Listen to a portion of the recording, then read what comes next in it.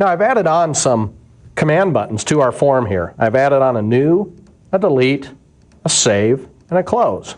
Because what we want to do is be able to click on the new button and add a new record programmatically without forcing the user to have to go all the way to the bottom of the record set. Also, we want to be able to delete a particular row, and instead of forcing the user to move off of the record, we want to have them just save the data in place.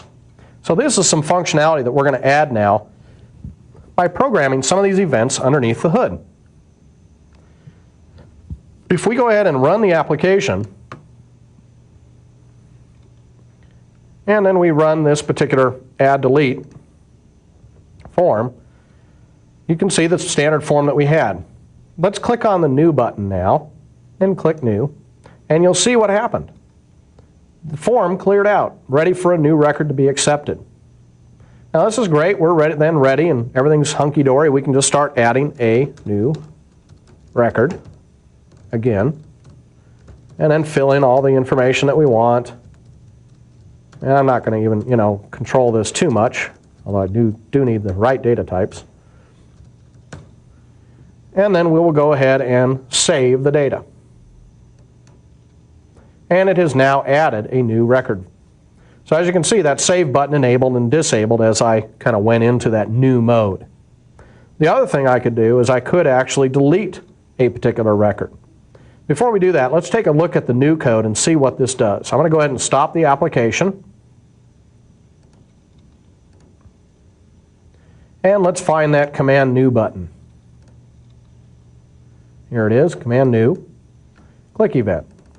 So when I click on this, what I have done is I have applied the add new method to the record set property of the data control called dat employees. Whenever you're dealing with object-oriented, it kind of helps to read backwards like I just did. Apply the add new method to the record set object of the data control called dat employees. It just makes a little more sense. That's the way object-oriented is. Now when I do an add new, what the add new actually does is it forces us to go to the last record in the result set, which is the phantom record. And that blanks out all the fields. Then I'm going to just set focus to the first text box there, that txt first name text box. And then I call this routine to toggle buttons, which really doesn't do much. All it really does is kind of set some captions here and disable some of the other command buttons. We're going to talk more about this toggle buttons routine in just a few minutes. Now what's happened is I've now got into this new mode, and now I want to hit the save button. So when I hit the save button, I want to be able to save the data that I just entered. So in the save button, what do? Well, first off, I got to figure out, was I adding or was I editing? Now if I dim bool adding as a boolean, I can set bool adding equal to what is the return of the record set's edit mode. If the return mode of edit mode is equal to add edit, or excuse me, add edit add, that means that we were in edit mode, which means we did an add new. If that's the case, then we're going to go ahead and do an update on the record set of the data control. And then if we did an add, then what I want to do is I want to do a move last on the record set. Because remember what I told you, the add new goes to the end of the record set. So if I do a move last, that is now the last record, which means I can now position myself on it and everything's fine. So the new method basically adds a new row to the end of the record set.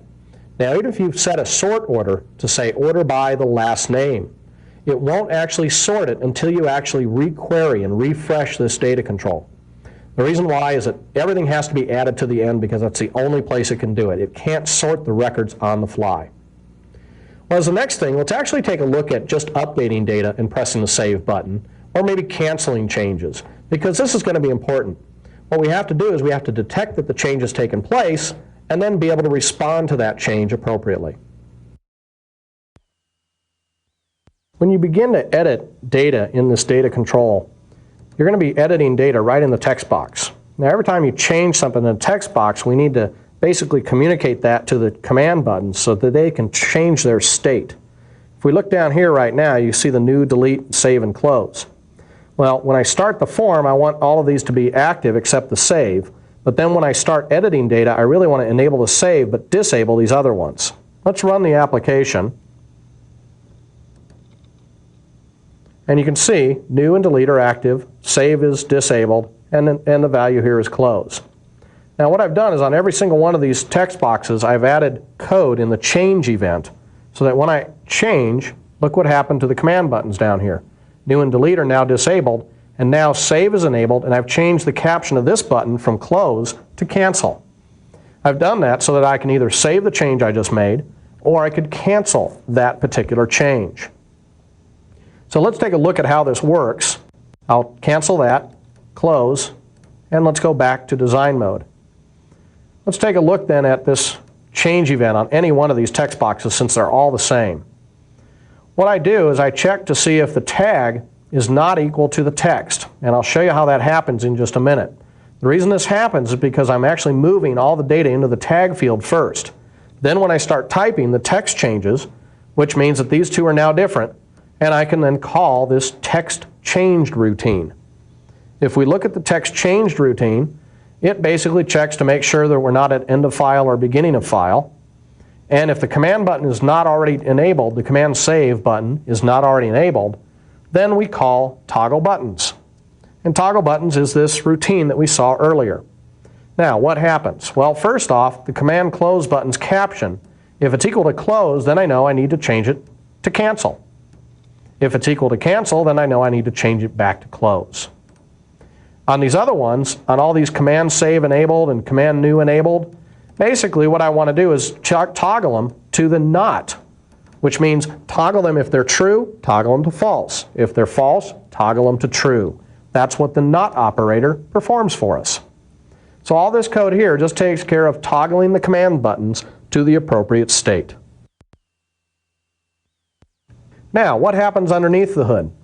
Well, basically, every time that I move to a new row with the data control, which I need to go down and find it right there, what happens when I move to a new row here, I've got to get the data into the text boxes. Well, actually, the data control does that for me. However, on the move complete event of the data control, what I've done is I have called a routine called controls tag load. Now every time the move complete event happens, it means that we are now positioned on a new row, and it passes me in some parameters. One of the parameters happens to be the record set itself. So if I've got this record set, I know which record I'm on because it's positioned there. So in the controls tag load event, or procedure that I wrote, what do? Well, basically I check to see if I'm at end of file or beginning of file. And if I am at end of file or beginning of file, then I'm going to loop through each control in the controls collection. If the type is a text box, I'm going to set tag to blank. If the type is a checkbox, then I'm going to set the tag to unchecked, because that's the default values. This kind of takes care of the case where I actually do an add new and it moves to the last row, because then I know I'm on end of file and I don't want anything to be put into tag. However, if I'm on a valid record, then I want to loop through all the controls in the controls collection, and I want to check to see if the type of the control is a text box. Now, if it is a text box, I'm going to grab the field from the record set, and I'm going to put that into the tag. I'm going to actually put the data into the tag property. Now, tag is just a property that's available for you anytime you want to use it. It's not used by Visual Basic at all. So there's a lot of new things that I'm doing here, and you'll kind of catch on to this as we go through the course here. But the type of command actually checks to see if the type of control that we're dealing with is a text box as we loop through this controls collection, the list of all controls on the form. And every time through, I'm going to grab the data from the data field property of the record set. So I've grabbed from the controls data field property the name of the field. This would be like hard coding SZ last name, which is the name of the column down there. But I know that I've got that in all my data field properties, so I can just use the record sets last name field dot value, which will return the name Sheriff or Smith or whatever to me. We then put that into the tag property. This is how everything gets moved into tag, so that when I then come up to the form and I'm on one of these guys here, remember the tag of this has already been filled in with the real data. Then I just check to see if the real data is now different than the text, which means something has actually changed. If it has, call it text change, which toggles the buttons. So programming the data control, not a lot of code you have to write, but there are some tricky things that we've covered in here that we haven't actually explained before. We'll talk more about these concepts later in the course. However, it is pretty simple to understand that you're just looping through, grabbing the data from the data control in the record set of that data control, and you're passing it into a property of these different controls like text boxes. This allows us then to detect changes that have happened and toggle the command buttons appropriately. Then when we click on the save, obviously it's pretty easy to just update that information. And what the update does is it takes all the data from the controls and moves them down into the record set itself, which then saves it to the table. Now let's go on and look at how we delete data from the record set. All right, let's take a look at the code underneath the delete button. So the concept is that we position to a particular row and then we click on this delete button. Well, that fires obviously a click event on this delete button. So what I'm going to do is I'm going to pop up a message box asking the user if they want to delete the current record. And then I'll pop up the yes and no and the question, and then a caption of delete employee. If they respond with yes, so I take the response and I put it into this variable int response. And if int response is equal to VB yes, then I know they want to delete. So all you have to do is perform the delete method on the record set that's attached to that data control. And that will delete the current record.